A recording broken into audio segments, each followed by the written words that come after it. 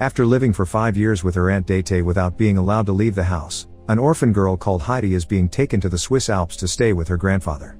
Dete has gotten a job in Frankfurt and can't take Heidi with her, which is why she ignores the neighbors' warnings about Grandpa being antisocial and possibly dangerous. On their way up the mountain, Heidi takes off her boots and dress to run around in her underdress, preferring the freedom of movement to being fashionable. As soon as he sees them arrive, Grandpa Alpole gets angry and kicks them out, saying he doesn't want to take care of the girl.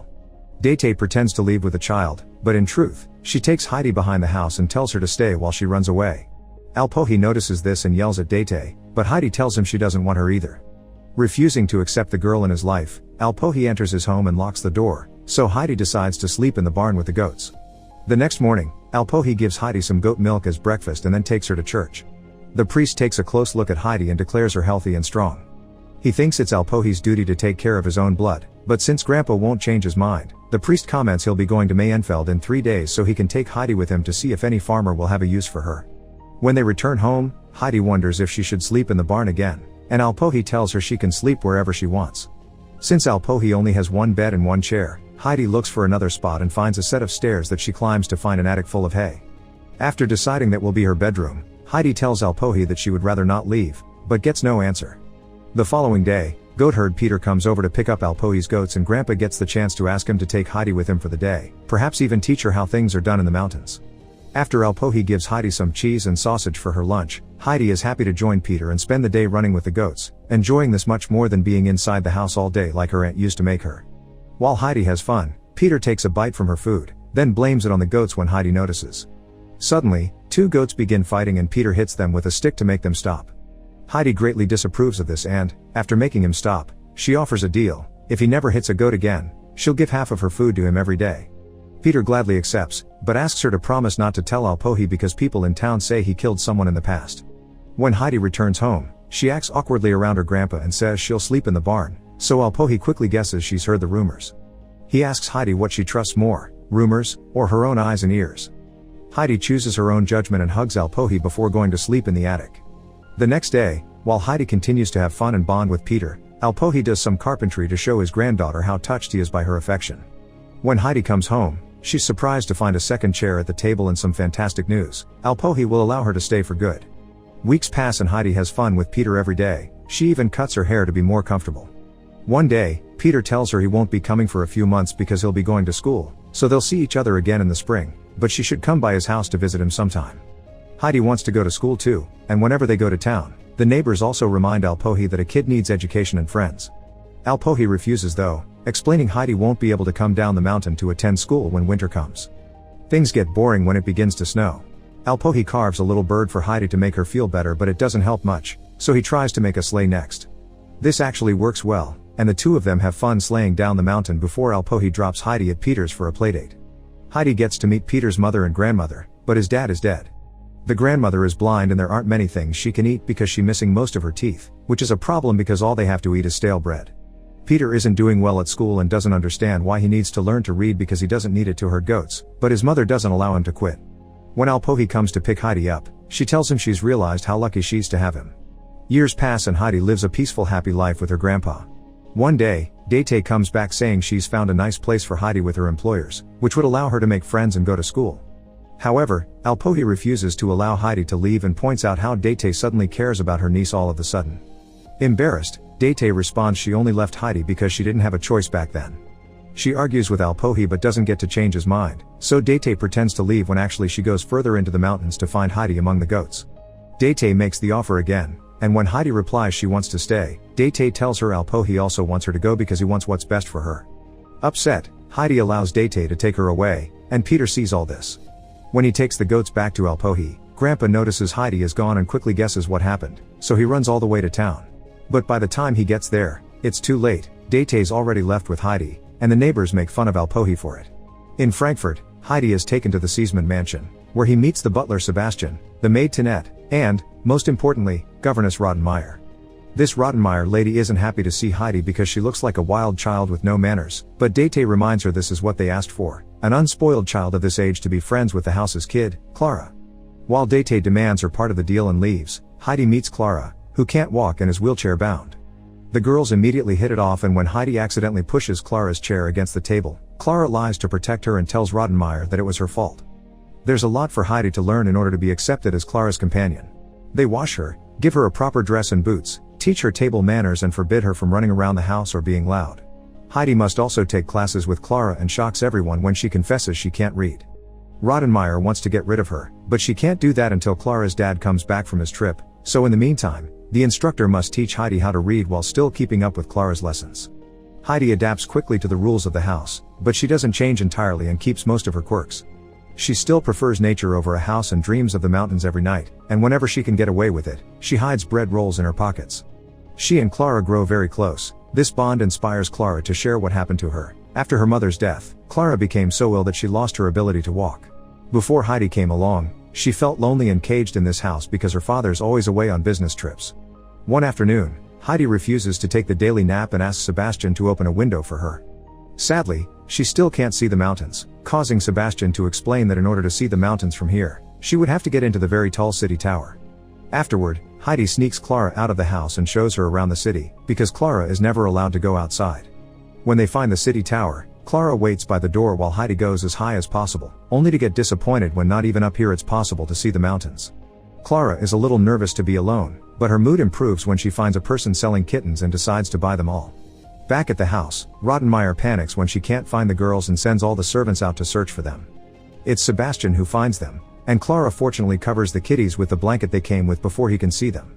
When they return home, Rottenmeier tries to scold them, but ends up sneezing like crazy because of her allergies. The cat suddenly jumped off Clara's lap, scaring Rottenmeier so badly that she climbs on the furniture, making everyone laugh. Later at dinner as punishment, Heidi isn't allowed to eat. Instead she must stand in the corner of the room, facing the wall during the whole meal. Rottenmeier promises that next time she'll send her to the cellar with the rats. Heidi won't stand for this, so after dinner, she picks up all the bread rolls she's saved for Peter's grandmother and tries to leave. Rottenmeier stops her, reminding her she's lucky to be receiving fancy clothes and proper education. But what truly makes Heidi feel bad is seeing a disappointed Clara crying and rushing to her room. Since that day, Heidi's dreams get worse, and Clara won't leave her room. Tinette explains she's sick and blames Heidi for it. Feeling even worse now, Heidi visits Clara once her doctor says she's feeling better, and reassures her it's not because she hates her that she wants to leave. Clara understands but still doesn't want Heidi to go because she's all she has. With Heidi back at her side, Clara begins leaving her room again and attends classes, but reading isn't coming easily for Heidi. A couple of days later, Clara's father Mr. Seesman finally comes home and brings with him grandmother Seesman, who Rottenmeier isn't happy to see. Clara is very excited to reunite with her family, and both Seesmans are glad to finally meet Heidi too. Mr. Seesman in particular is very satisfied with how better Clara looks thanks to his idea of getting her a friend, but Rottenmeier tries to change his mind by explaining Heidi continues to be wild and won't learn to read. However, grandmother Seesman would rather confirm it with her own eyes than trust Rottenmeier's word. Later in the evening, grandmother Seesman reads Heidi a bedtime story but doesn't finish it because she wants Heidi to do it. Heidi confesses she can't read because Peter said it was useless, so grandmother Seesman reminds her that she mustn't trust everything she hears. Since Heidi loves stories and is desperate to know how this one ends, she accepts to put more effort and practice more often. The next day, grandmother Seesman tells her son that Heidi is wonderful and she can learn to read with the right encouragement, but she can tell the kid isn't happy because this house goes against everything she is. Mr. Seesman refuses to let Heidi go because she makes Clara happy, but grandmother Seesman points out he wants her to stay because she makes him feel less guilty about leaving Clara alone all the time. Things don't get any easier when strange noises begin echoing around the house every night, and sometimes Sebastian even finds the front door open.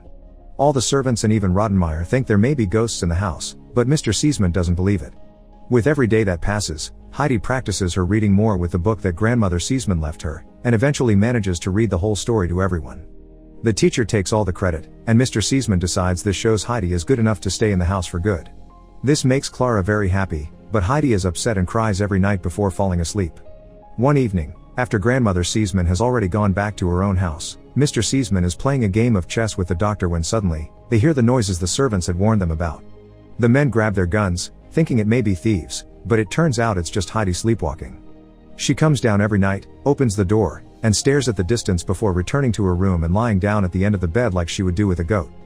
When the doctor checks on her and finds her freezing, Mr. Seesman looks for a blanket in the closet and finds a new pile of bread rolls Heidi has been saving.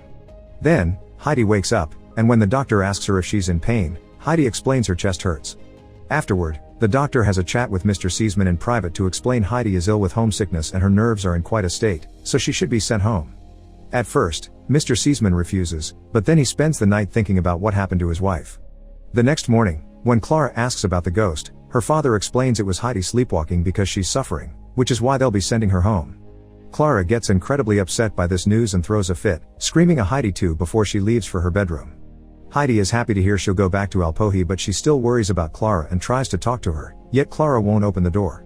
When the time comes for Heidi to leave, the servants prepare a basket full of bread rolls and other foods she can take to the mountains. Heidi hands Mr. Seesman her wooden bird to be given to Clara and makes him promise she'll visit her one day. After Heidi is gone, Rottenmeier points out they'll finally have peace again, but karma soon proves her wrong. There's still a kitten around the house. As Rottenmeier panics, Tinette picks the kitten up and decides to name it Heidi. As soon as she arrives back in town, the first thing Heidi does is take off her boots and reunite with Peter. She stops by his house to say hi and drop off the food, then she runs up the mountain and, after ditching her fancy dress, she finally reunites with her beloved grandfather. Heidi easily returns to her old routine and spends her days running through the mountains while herding the goats with Peter, but there still are a few changes. She's finally allowed to go to school, so during the winter months, she and Alpole move with the goats to a house in town. Her new teacher is much stricter than Clara's, and sometimes there are physical punishments for misbehaving. Her class laughs at her when she confesses she wants to be a writer when she grows up, but at least she does well in her studies, unlike Peter, who still has trouble reading even when Heidi tries to help him. All the interesting things that happen, Heidi puts on letters for Clara, also saying she misses her a lot and that she should visit. When the letter reaches Clara, it makes her feel bad because she didn't even say goodbye, so Grandmother Seesman gathers a bunch of servants and together they take Clara up the mountain. While the girls reunite with glee, Grandmother Seesman has a drink with Alpole and asks him if Clara could stay for a few days, offering to pay a fee. Alpole is glad to accept but turns down the money, saying Clara is a guest. Now it's Heidi's turn to teach her friend about life in the mountains. Clara begins to wear only her underdress and eat without cluttery. She also gets to pet the goats, sleep on hay and see a shooting star. Both girls are spending all their time together and that makes Peter extremely jealous. He refuses to join their activities when Heidi invites him and he goes herding on his own, because Clara can't go up there in her wheelchair and Heidi wants to stay with her. One morning, Peter arrives before the girls are up and finds the wheelchair outside the house. His jealousy kicks in and causes him to push the chair off a cliff before he runs away with the goats. As soon as the family notices the chair is gone, Alpole guesses who did it, so he carries Clara on his back, and together with Heidi, they follow the usual goat herding path. Now Clara can finally experience the rest of the mountains while Alpole scolds Peter for his actions and makes him watch over the girls for the rest of the day. Clara loves the beautiful view, the flowers, and the cute little butterfly that comes to rest on her foot. When the butterfly flies away, Clara is desperate to make it stay and tries to catch it, shocking everyone by suddenly standing up. Walking is still hard for her though, so she spends the next few days practicing with the help of Heidi and Peter, who has changed his mind about her after seeing the miracle. When Grandmother Seesman comes to pick up Clara sometime later, her son is with her and keeps angrily yelling because he dislikes the idea of his poor sick girl having been brought here. However, he changes his mind pretty quickly when Clara approaches them using her own feet. After sharing hugs and tears, Grandmother Seesman gives Heidi a notebook and a pen so she can start writing stories, reminding her to ignore her classmates' mean comments because everyone should do what makes them happy. After saying goodbye to Clara with a tight hug, Heidi returns to her daily routine with Peter, but from now on, she takes her notebook with her so she can write a little every day. Make sure to subscribe and turn on notifications so you can watch more videos like this. Thanks for watching.